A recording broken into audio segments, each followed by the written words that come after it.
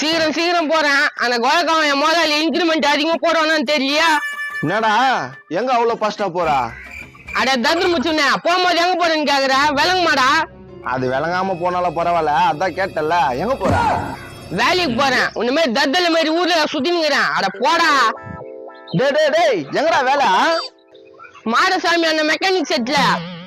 நெக்கிலவ பேசுற, இருடா உன்னை பாத்துக்கிறேன். எப்பதான் படிக்கான்? போகும்போது வரும்போதெல்லாம் பாத்துக்கிறேன். நோ, இங்க என்ன பண்ணிக்கிறா? 3-4 மாசம் ஆகுது இதை பார்த்து பழிக்கவே மாட்டேங்கிறா. சரி அந்த கதையை விட, ஒரு முக்கியமான விஷயம். என்னடா முக்கியமான விஷயம்? காதை கூடு.